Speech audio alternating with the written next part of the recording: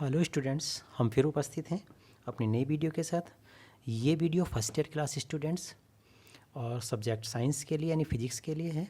आपको पता है चैप्टर नंबर हमारा ये 3 चल रहा है। चैप्टर नंबर 3 जिसका नाम है बीमीय विश्लेषण, और बीमीय विश्लेषण में जो चल रही है बीमाओं के यूजेस चल रहे हैं, बीमाओं के उपयोग चल रहे हैं। और बीमाओं के उपयोग में चल रहा है कि अगर कोई भौतिक राशि अन्य भौतिक राशियों पर डिपेंड करती है तो किस तरीके से हम मुख्य भौतिक राशि और अन्य भौतिक राशियों में संबंध या फार्मूला प्रूफ या ज्ञात कर सकते हैं। जैसे कि ये क्वेश्चन है हमारे पास, किसी कंपित तार की आवृत्ति स्मॉल एन, लंबाई कैपिटल एल तथा तनाव एफ व एकांक लंबाई के द्रव्यमान स्मॉल एम पर निर्भर करती है, तो बीमे विधि से आवृत्ति के लिए सूत्र प्राप्त करके लाना है। ये क्या कहा इन्होंने, एक कंपित तार की आवृत्ति है एन, वो लंबाई एल और तनाव एफ व एकांक लंबाई के द्रव्यमान एम पर निर्भर करती है, तो बीमीय विधि से आवृत्ति के लिए सूत्र प्राप्त करना है। ठीक हो गया।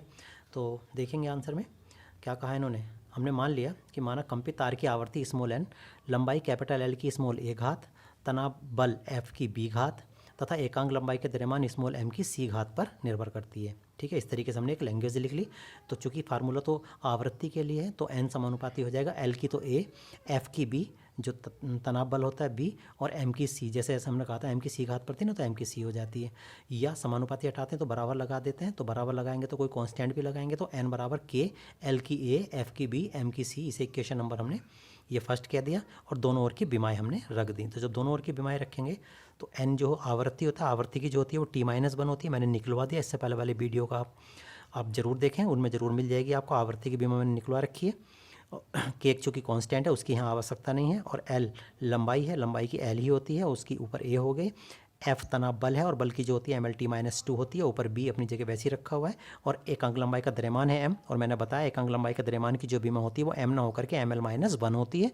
और चूंकि ऊपर सी है तो ऊपर हमने सी लगा दिया, तो ML-1 ऊपर सी हो गया। अब हम क्या करते हैं, हम इसको अलग अलग तोड़ देते हैं, मतलब एल की टोटल कितनी है, एम की टोटल कितनी है ना, इस तरीके से करके। तो टी की -1 और एल की देखेंगे, एल की ए तो ये रही और एल की बी यहाँ से मिलेगी और एल की -सी यहाँ से मिलेगी, अंदर मल्टीप्लाई करेंगे तो टोटल हो जाएगी एल की ए प्लस बी माइनस सी, और एम की जो है वो यहाँ पे बी है सिर्फ, तो और एक एम की सी है, तो एम की हो जाएगी बी प्लस सी, क्योंकि एम की बी तो यहाँ से मिलेगी और एम की सी यहाँ से मिलेगी, तो बी प्लस सी हो जाएगी।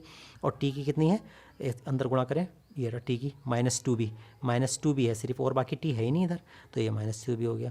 अब हम क्या करेंगे, बीमाओं की दोनों ओर की बीमाओं की तुलना कर लेंगे। जैसे तुलना करेंगे हम दोनों ओर की बीमाओं की, तो ये आ जाएगा हमारे पास एल की कितनी, ए प्लस बी माइनस सी, और यहाँ एल की कितनी है ही नहीं, एल 0 है, तो ए प्लस बी माइनस सी बराबर 0।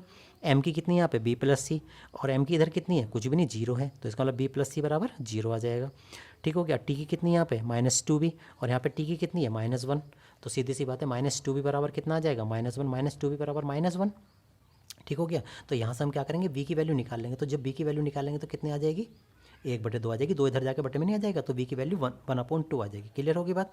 अब हम क्या करेंगे, बी का मान उठाएंगे और इस समीकरण में रख देंगे, यहाँ पे बी प्लस सी बराबर 0 में, तो बी का मान तो 1/2 आ गया, ये आ गया बी का मान 1/2, और सी का मान हमें निकालना बराबर 0, तो जब 1/2 इधर जाएगा तो माइनस के हो जाएंगे, तो सी बराबर कितना आ जाएगा, माइनस के 1/2 आ जाएगा। अब बी और सी का मान उठाएंगे, दोनों का बी और सी का मान उठाएंगे और इस वाली में रख देंगे, तो ए का मान भी आ जाएगा, तो रख दीजिएगा इसमें, ए अपनी जगह रखा, बी की जगह 1/2 और सी की जगह -1/2 था, तो माइनस और माइनस यहाँ लगा हुआ तो माइनस प्लस हो जाएगा, और बराबर में 0 था तो 0 आ गया।